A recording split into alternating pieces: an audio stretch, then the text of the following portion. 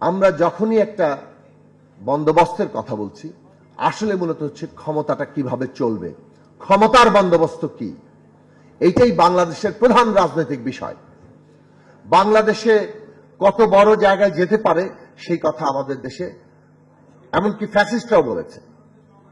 বাংলাদেশ আর কয়েক বছরের মধ্যে $1 ট্রিলিয়ন অর্থনীতি হবে, এমনকি আরো বহু ট্রিলিয়ন ডলারের অর্থনীতি হবে।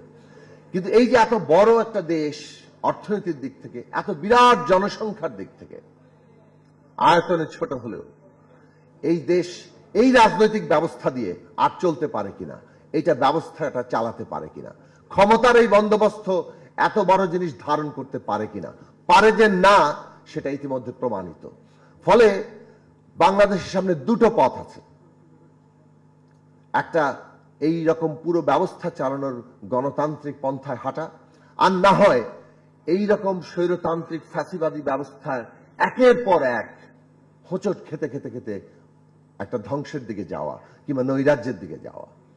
সেই জায়গায় বাংলাদেশের আজকে সিদ্ধান্ত নেওয়ার প্রশ্ন, রাজনৈতিক দলগুলোর সিদ্ধান্ত নেওয়ার প্রশ্ন যে আমরা নিজেদেরকে কাঠামোগত দিক থেকে, চর্চার দিক থেকে এই উত্তরণের জায়গায় যাব কিনা।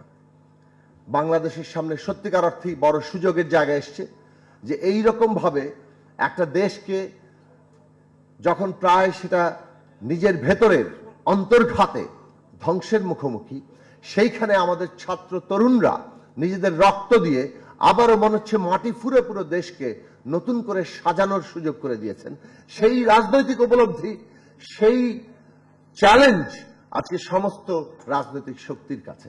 কাজে এইখানে আমরা এমন একটা ক্রস রোডে দাঁড়িয়ে আছি যেটাতে ঐক্য খুব জরুরি। ফলে ঐক্যের জায়গা হচ্ছে এই নয় যে সবগুলো দল এক হয়ে যাবে, তাদের মতাদর্শ বদলে ফেলবে কিংবা তাদের রাজনৈতিক যে কর্মসূচি তারও সব একাকার করে ফেলবে।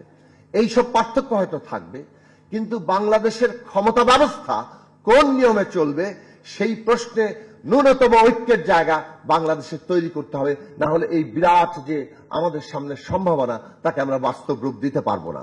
কাজেই বাংলাদেশের ক্ষমতার যে বিন্যাস, সেটা যাতে আর কোনোভাবেই 75-এ কিংবা 72-এ ফিরতে না পারে, সেটাই বাংলাদেশের সামনে এখন সবচেয়ে বড় চ্যালেঞ্জ।